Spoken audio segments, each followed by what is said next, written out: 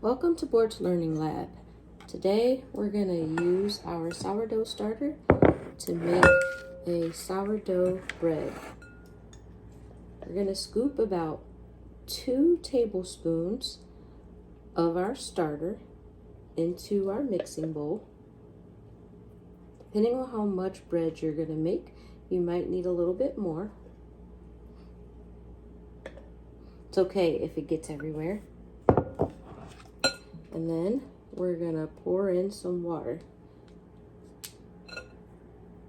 About 40 grams, 2 or 3 tablespoons, until it gets a milky consistency.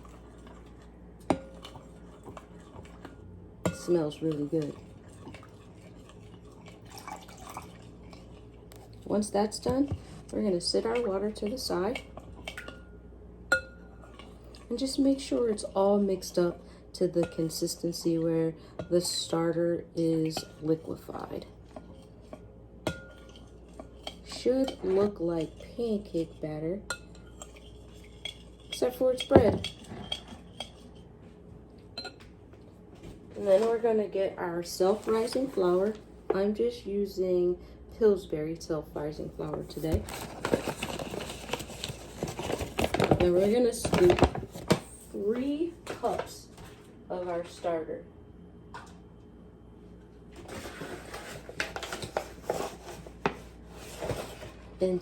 Or self-rising flour into the bowl.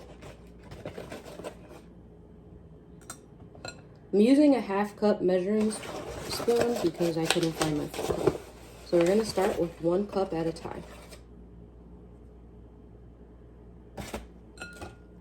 And you're going to mix up as you go until it gets all incorporated. Don't worry about if there are clumps. You can always add water. So that's the first cup of flour.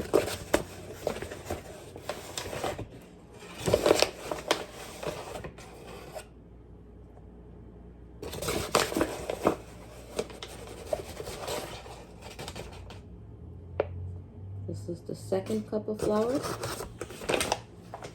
And I'm gonna, of course, add a little bit more water to make it easier to mix up. Eventually, I'll switch to using my hands, but until it's kind of incorporated, we're gonna just use our spoon. And of course, start by washing your hands. I washed my hands really good with some Dawn dishwashing liquid just to make sure that they were clean and ready.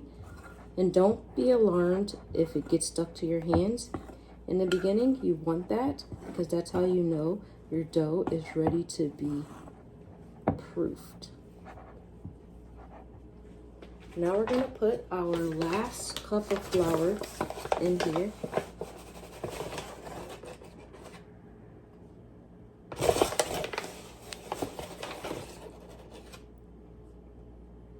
And then we'll set this off to the side. And the last little bit of water.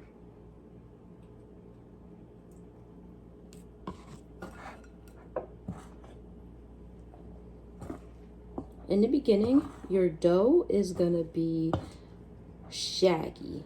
It's okay if you make a little bit of a mess. That's the best part about baking, is the mess. We'll clean that part up later. And then you just mix until it's all incorporated.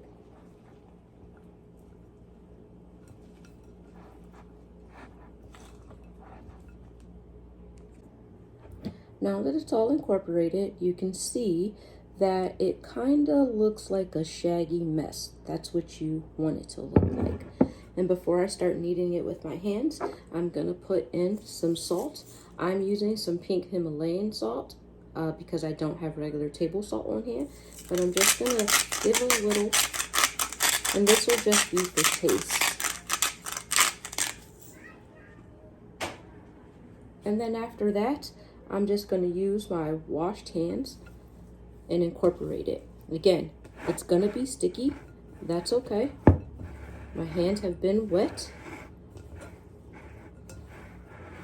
And that's the fun part about baking bread. It's going to be sticky.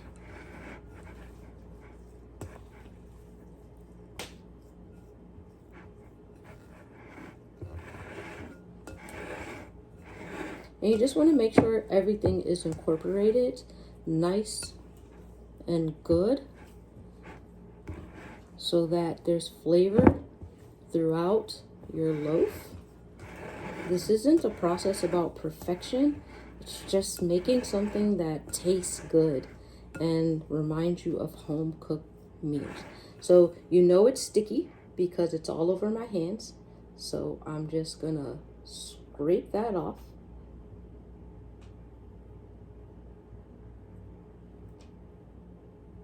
And I'll wash my hands off real well.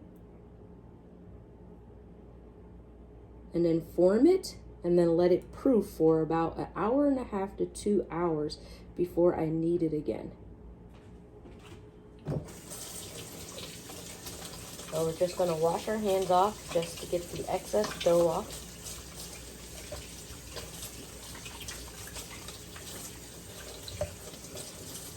Keep your hands nice and moist so that your dough stays mostly in the bowl.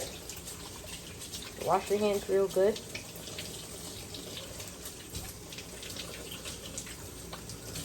Make sure you got all the soap off, and I'm getting all the dough from underneath my fingernail.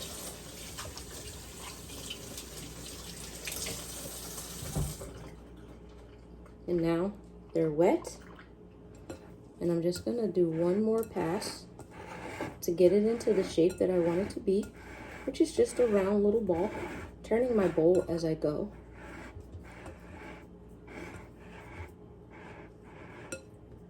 And now that it's all incorporated and formed in my bowl, as you can see, nice little shaggy ball. I'm gonna put a dish towel over it, and I'm gonna let it sit for 1.5 hours. Be back soon. And then once that new flour has been dusted and incorporated well, you should get dough that kind of looks like this. Looks like regular bread dough now. It's not all pasty, and it's a little easier to manage, if you can see that. So that's what it should look like. And now we're going to let it rest again, or proof, for about another 1 hour and 1.5 hours. So we're just gonna cover it. And I put mine in the microwave just so that it can sit there. You don't turn the microwave on, but just so that it has a little bit more moisture and warmth trapped in. So I sit it in the microwave, and I'll let it sit for about 1 hour, 1.5 hours, and then we'll come back and we'll check it one more time. See you soon. Now that your dough has had a chance to rest twice and has been mixed and risen, it is time to transfer to your desired baking method. For me, I'm just going to put my bread on a baking sheet, and then I'm going to score the top with a knife. I've preheated the oven to 400, and I'm going to bake it on 350 for about 30 to 35 minutes. See you when it's done.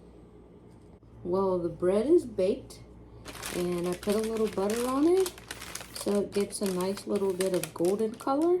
And here's the final product, a nice loaf of sourdough bread. Thanks for watching.